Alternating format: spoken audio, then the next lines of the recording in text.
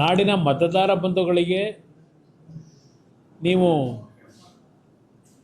SIRನಲ್ಲಿ ಸರಿಯಾದ ರೀತಿ ಮಾಹಿತಿಗಳನ್ನು ಕೊಡದೆ ಮತದಾರರ ಲಿಸ್ಟ್ನಿಂದ ಹೊರಗೆ ಹೋದರೆ ನಿಮಗೆ ಯಾವುದೇ ರೀತಿಯ ಸರ್ಕಾರದ ಏನು 5 ಗ್ಯಾರಂಟಿ ಯೋಜನೆಗಳಿದೆ ಎಲ್ಲದರಿಂದ ನೀವು ವಂಚಿತರಾಗ್ತೀರಿ. ಈ ಒಂದು ದೊಡ್ಡ ಪ್ರಚಾರದ ಮುಖಾಂತರ ಮುಖ್ಯಮಂತ್ರಿಗಳು ನಾಡಿನ ಜನತೆಗೆ ಜಾಗೃತಿ ಮೂಡಿಸ್ತಕ್ಕಂಥ ಕೆಲಸ ಮಾಡಿದಂಥ ಹಿನ್ನೆಲೆ ಇರಬೇಕು. ಬಹುಶಃ ಪ್ರತಿನಿತ್ಯ ಆ ಕಾಂಗ್ರೆಸ್ನ ಅಧ್ಯಕ್ಷರು,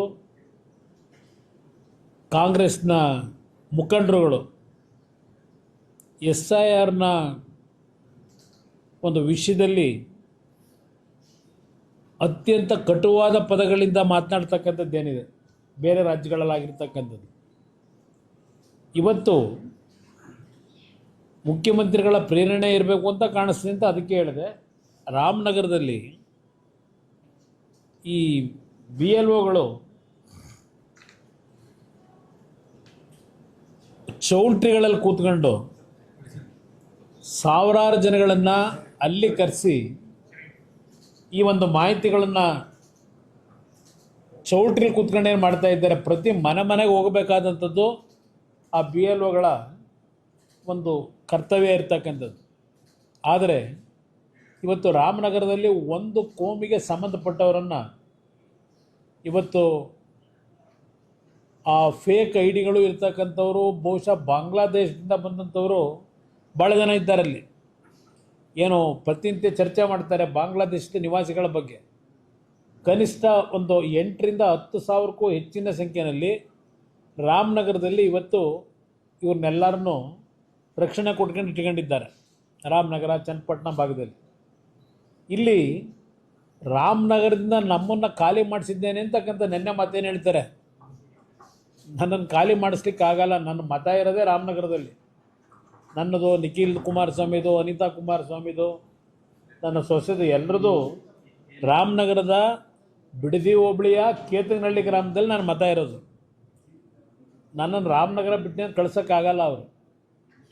ಮುಂದೆ ದಿನಗಳು ಅದು ಬೇರೆ ವಿಷಯ ಚರ್ಚೆ ಮಾಡೋಣ. ಆದರೆ ಮುಖ್ಯಮಂತ್ರಿಗಳೇ, ನಿಮಗೇನಾದರೂ ನೈತಿಕತೆ ಇದ್ದರೆ, ಸ್ವಲ್ಪ ಗೌರವ ಇದ್ದರೆ ಜನಗಳ ಬಗ್ಗೆ, ಇಲ್ಲೇನು ನಡೀತಾ ಇದೆ ರಾಮನಗರದಲ್ಲಿ, ಯಾರು ಕಾರಣ ಇದಕ್ಕೆ, ಈ ರೀತಿಯ ಕಳ್ಳ ಮತದಾನ ಮಾಡ್ತಕ್ಕಂಥದ್ದಕ್ಕೆ, ಕಳ್ಳ ಮತಗಳನ್ನು ಸೃಷ್ಟಿ ಮಾಡಲಿಕ್ಕೆ ಇವತ್ತು ಇಂಥ ಕೆಲಸ ನಿಮ್ಮಿಂದ ಏನಾಗ್ತಿದೆ, ನಿಮ್ಗೆ ಯಾವ ನೈತಿಕತೆ ಇಟ್ಕೊಂಡು ಮಾತನಾಡ್ತಾ ಇದ್ದೀರಿ? ಇದನ್ನು ನಾನು ಪ್ರಶ್ನೆ ಮಾಡಲಿಕ್ಕೆ ಬಯಸ್ತೀನಿ. ನಾಡಿನ ನಮ್ಮ ರಾಜ್ಯದ ಚುನಾವಣಾಧಿಕಾರಿಗಳಿರ್ಬೋದು, ಕೇಂದ್ರದ ಚುನಾವಣಾಧಿಕಾರಿಗಳಿಗೂ ಇವತ್ತು ರಾಮನಗರದಲ್ಲಿ ಏನಾಗ್ತಾಯಿದೆ ಇದರ ಬಗ್ಗೆ ಜಿಲ್ಲೆಯೆಲ್ಲ ಬಹುಶಃ ಕರ್ನಾಟಕದಲ್ಲೇ ಆಗ್ತಾ ಇರ್ಬೋದು. ಇದು ಒಂದು ನಮ್ಮ ಮುಂದೆ ಸಿಕ್ಕಿರ್ತಕ್ಕಂಥದ್ದು. ಇವತ್ತು ಇಲ್ಲಿ ಯಾವ ಒಂದು ಕಳ್ಳ ಮತದಾರರಿದ್ದಾರೆ ಅವರನ್ನು ಇವತ್ತು ನಿರ್ದಾಕ್ಷಿಣ್ಯವಾಗಿ ಆ ಮತದ ಒಂದು ಕಳ್ಳ ಮತದಾನ ಮಾಡ್ತಕ್ಕಂಥದ್ದಕ್ಕೆ ಸೃಷ್ಟಿಯನ್ನು ಮಾಡ್ತಾ ಇದ್ದಾರೆ. ಮತದಾರ ಪಟ್ಟಿಯಿಂದ ಅವರನ್ನು ಸಂಪೂರ್ಣವಾಗಿ ಚುನಾವಣಾ ಆಯುಕ್ತರು ಇವತ್ತು ಯಾವ ರೀತಿಯಲ್ಲಿ ಹಲವಾರು ರಾಜ್ಯದಲ್ಲಿ ಕಠಿಣವಾದಂಥ ಕ್ರಮ ತೆಗೆದುಕೊಂಡಿದ್ದೀರಿ, ಆ ಕ್ರಮವನ್ನು ತೆಗೆದುಕೋಬೇಕು ಅಂತ ಹೇಳಿ ಮನವಿ ಮಾಡ್ತೇನೆ, ಆಗ್ರಹ ಮಾಡ್ತೇನೆ. ಇಲ್ಲ, ಸರ್ಕಾರದ ದುರ್ಬಳಕೆ ಇದು. ಇಲ್ಲಿ ಚುನಾವಣಾ ಆಯೋಗದ ದುರ್ಬಳಕೆ ಅಲ್ಲ. ಇಲ್ಲಿ ಇರ್ತಕ್ಕಂಥವರು ಈ SIRನ ಏನೋ ಒಂದು BLOಗಳೇನಿದ್ದಾರೆ, ಈ ಕೆಲಸವನ್ನು ನಿರ್ವಹಣೆ ಮಾಡ್ತಾ ಇರತಕ್ಕಂಥದ್ದು ರಾಜ್ಯದ ಅಧಿಕಾರಿಗಳು, ರಾಜ್ಯ ಸರ್ಕಾರದ ಅಧಿಕಾರಿಗಳು ಈ ಕೆಲಸ ಮಾಡ್ತಾ ಇರೋದು. ಇದಕ್ಕೆ ಪ್ರೇರೇಪಣೆ ಈ ರಾಜ್ಯದ ಮುಖ್ಯಮಂತ್ರಿ, ಇವತ್ತು ಅವರು ಪ್ರೇರೇಪಣೆ ಅಂತಕ್ಕಂಥದ್ದು ನನ್ನ ಅಭಿಪ್ರಾಯ. ಅದರಿಂದ ಇವತ್ತು ಚುನಾವಣಾ ಆಯೋಗ ಗಮನ ಹರಿಸಬೇಕು ಈ ವಿಷಯದಲ್ಲಿ. ತಕ್ಷಣ ಇದು ಕ್ರಮ ತೆಗೆದುಕೊಂಡು ಅತ್ಯಂತ ಸೂಕ್ತವಾದ ರೀತಿಯಲ್ಲಿ ಇದು ಪ್ರಾಮಾಣಿಕತೆಯಿಂದ ಇವತ್ತು SIRನ ಪ್ರಕರಣ ಇವತ್ತೇನು ಪ್ರಕ್ರಿಯೆ ನಡೀಬೇಕಾಗಿದೆ, ಅದು ನಡೀಬೇಕು ಅಂತಕ್ಕಂಥದ್ದನ್ನು ಮನವಿ ಮಾಡ್ತೇನೆ.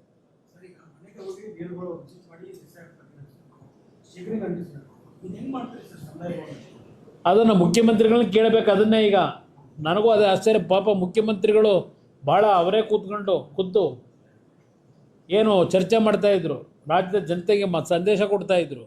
ಇವತ್ತು ಜಿಲ್ಲಾಧಿಕಾರಿ ಏನು ಮಾಡ್ತಾ ಇದ್ದಾರೆ? ಜಿಲ್ಲಾಧಿಕಾರಿನ ಇದೇ ಕೆಲಸಕ್ಕೆ ಬಿಟ್ಕೊಂಡಿದ್ದಾರೆ. ಅಲ್ಲಿ ಅವ್ರ ಮೇಲೂ ಕ್ರಮ ತೆಗೆದುಕೋಬೇಕು ಅಂತಕ್ಕಂಥದ್ದು ನಾನು ಆಗ್ರಹ ಮಾಡ್ತೀನಿ. ಈ ಸಂದರ್ಭದಲ್ಲಿ ಜಿಲ್ಲಾಧಿಕಾರಿಗಳನ್ನು ಒಳಗೊಂಡಂತೆ ರಾಜ್ಯ ಸರ್ಕಾರದ ಅಧಿಕಾರಿಗಳು ಬಹುಶಃ ಇದು ಬರೀ ರಾಮನಗರದಲ್ಲ, ಇಡೀ ರಾಜ್ಯದಲ್ಲಿ ಈ ಪಿತೂರಿ ಈ ರೀತಿಯ ಅಕ್ರಮ ಮತದಾರರ ಪಟ್ಟಿಯನ್ನು ಇವತ್ತು ಮಾಡ್ತಕ್ಕಂಥವ್ರ ಮುಖಾಂತರ ಪಾಪ 2028ಕ್ಕೂ ಮುಖ್ಯಮಂತ್ರಿ ಆಗಲಿಕ್ಕೆ ಕನಸು ಕಾಣ್ತಾ ಇದ್ದಾರೆ ಅನ್ನೋದು ನನ್ನ ಅಭಿಪ್ರಾಯ. ನಾನು ಚುನಾವಣಾ ಆಯೋಗಕ್ಕೂ ಇದ್ರ ಬಗ್ಗೆ ಪತ್ರವನ್ನು ಬರೀತೀನಿ. ಅದರ ಜೊತೆಗೆ ಗೃಹ ಸಚಿವರ ಗಮನಕ್ಕೂ ಇದನ್ನು ತರೋದ್ರ ಮುಖಾಂತರ ಇವತ್ತು ಈ ರೀತಿ ಕರ್ನಾಟಕದಲ್ಲಿ ಈ ಒಂದು ಅಧಿಕಾರವನ್ನು ದುರ್ಬಳಕೆ ಮಾಡಿ ಪಶ್ಚಿಮ ಬಂಗಾಳದಲ್ಲಿ ಆಗಿರತಕ್ಕಂಥ ರೀತಿಯಲ್ಲೇ ಇಲ್ಲೂ ಇವತ್ತು ಈ ಅಕ್ರಮ ಏನು ಮಾಡಲಿಕ್ಕೆ ಹೊರಟಿದ್ದಾರೆ. ಇದನ್ನು ನಾನು ಕೇಂದ್ರದ ಚುನಾವಣಾ ಆಯುಕ್ತರಿಗೂ ಗಮನಕ್ಕೆ ತರ್ತೇನೆ. ಅದರ ಜೊತೆಗೆ ಕೇಂದ್ರ ಸರ್ಕಾರದ ಗೃಹ ಮಂತ್ರಿಗಳಿಗೂ ಈ ವಿಷಯವನ್ನು ನಾನು ತರಬೇಕು ಅಂತ ಇದ್ದೇನೆ.